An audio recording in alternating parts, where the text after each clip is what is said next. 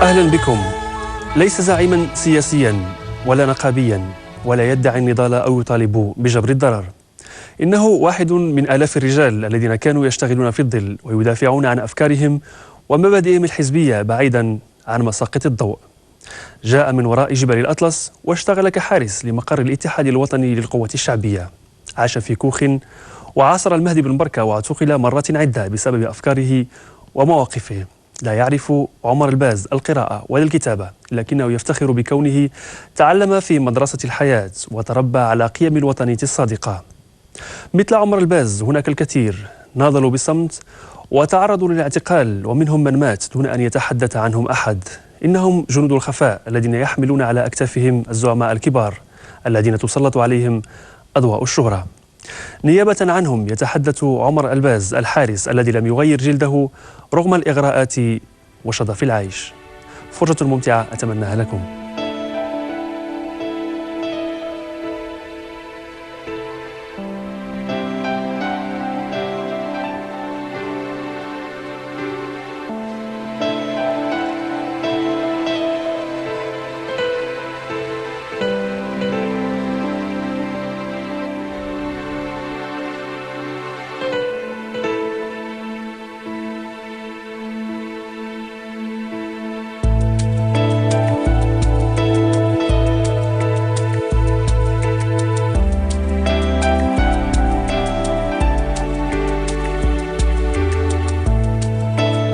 أنا عمر الباز زدت 1943 في أطلس الكبير. القبيلة ديالي أيت قاسة دوار إمي غزر عيسى. يعني أطلس الكبير ما كاين لا حرق لا يديك لا يخليك. يعني من حضر ولد الطبقة الكادحة، الطبقة الضعيفة. حياتي كلها دوزتها محنة لنا والوالدية. الفقر والجوع إلى آخره. خدمت أنا بزاف عند الناس في صغري، صحت وخدمت في صغري. وصلت في عمري 13 سنة 1955. جيت من البلاد إلى الرباط وبإذن والدية باش جيت، ماشي جيت هربان اللي سميتو، جيت بإذن والدية، بإذن ميمتي وبإذن با باش جيت. سكنت في دوار القرى 1955، الزنقة 10 الرقم 13 في دوار القرى. والتحقت بالحزب 1962. الاتحاد الوطني للقوى الشعبية ديك الساعة اللي استقطبني رجل كبير السن ومقاوم. التحقت بالاتحاد الوطني للقوى الشعبية 1962 وشاركت في الحملة ديال الدستور، الرفض على الدستور من الواحد. الاتحاد الوطني للقوى الشعبية قاعات الدستور بصفتين نهائيين جملة وتفصيلا. درنا حملة ضد الدستور، ولكن المخزن ديك الساعة جند جميع القوات اللي كانت عنده لصالح الدستور باش ينجح الدستور. كان عالم العلماء مولاي بن العربي العلوي الله يرحمه قدم الاستقالة من وزارة التاج وفات الدستور ما صوتش عليه. مولاي بن العربي العلوي بات مولاي مصطفى اللي كان عامل في الدار البيضاء 1975 بالعكس في اغتيال ديال الشهيد عمر. المهم داز الدستور، طبخ الدستور كما بغى المخزن. جات الحملة ديال انتخابات ديال أول برلمان في المغرب 1963.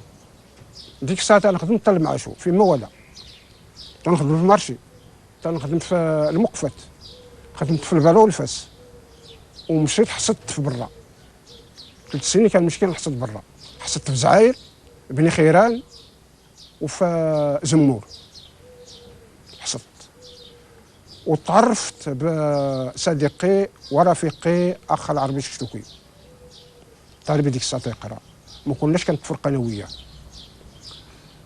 واخ العربي الشتوكي هو اللي مريس واحد 350 شاب في الحمله ديال الانتخابات ديال البرلمان 63، وكان شاهدنا المهدي مبركه هو اللي كان مرشح ديك الساعه في يعقوب منصور. تنقولوا في الشعر ديالنا سوق سوق الشيفور يعقوب منصور ولا مهدي دخل بالفور. وفعلا الشاهد المهدي مبركه نجح في الانتخابات. اخ الحربي نجح في الانتخابات، ان جميع المقاعد اللي كان رشحتها الاتحاد الوطني للقوى الشعبيه هنا في الرباط نجحنا فيها ديناها.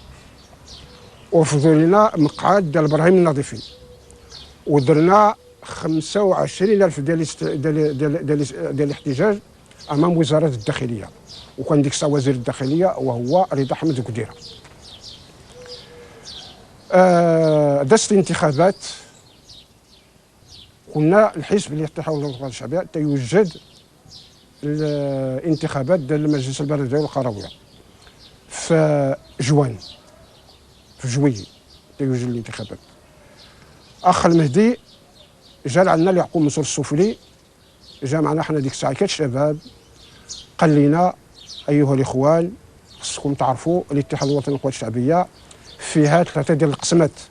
القسمه الاولى غتمشي السجن، في السجن وشهداء. القسمه الثانيه كاين اللي غادي يوقف، غادي يعيا، غادي يجي مدرسو. القسمه الثالثه كاين اللي غادي يشري النظام، غادي يمشي مع النظام. وفعلا صدق المهدي، داك الشيء اللي قال المهدي هو اللي صحيح. حدث 3 مارس 73 استشهاد 5 ديال الشهداء في قلميمه ومولاي بوعزه. الشهيد محمد بن نونه، الشهيد ابراهيم التيزانيتي، الشهيد سليمان العلوي، الشهيد زيد العربي، الشهيد من الخوت ام حزون. نساب 5 الشهداء اللي استشهدوا في قلميمه ومولاي بوعزه.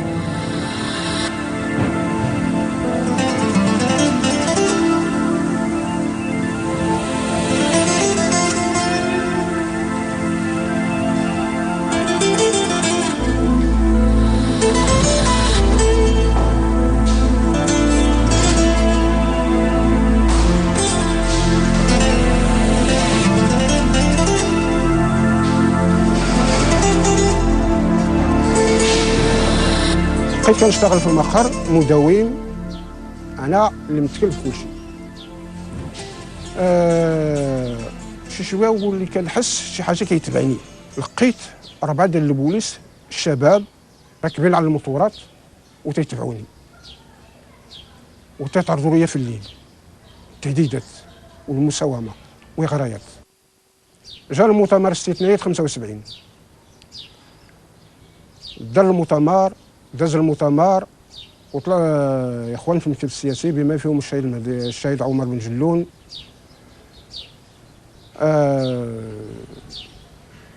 اخيه وشقيقه اخ حمد خرج نهار 12 جانبير 75 من السجن، بقى في دارو ما خرج مده اسبوع، حتى النهار 18 جانبير فاش خرج من دارو جا لعندي المقر. اول مره تيجي للمقر ديال الحزب اخ حمد بن جلون. دخل جالس معايا هكا كنتذكر انا وياه، شويه جاتني التليفون من الدار البيضاء من طرف محمد الحلوي من الدار البيضاء، قال لي واش فرسكم عمر؟ قلت له لا. واش تشد؟ قال لي لا، راه تقتل باب دارو. اخ حمد جالس معايا بحال هكايا، ما بغيتش نقولها لاخ حمد، ان اخ حمد يلا خرج باسبوع، اول مره تيجي للحزب يصطدم موت ديال خوه، ما بغيتش نقولها له، بقيت كنتصل في التليفونات، ان خفت على حمد، ما بغيتش نكون في واحد حتى نصدق في جوج. عيطت للاخوان جاو، عاد قلت لهم راه اخ عمر تقتل. اخ حمد يعني تصدم مسكين من طرف خوه، اخ حمد بن جلون تصدم من طرف خوه، تصدم من طرف خوه، يعني هاك هذا ولا هذا. 20 جوان 81 كان يضرب بالخصوص في الدار البيضاء، محلات اللي هي سميتو قمنا بعد نهار 20 جوان 81 بالتظاهرات في عقوم منصور. بنتي خديجه دخلتها للسبيطار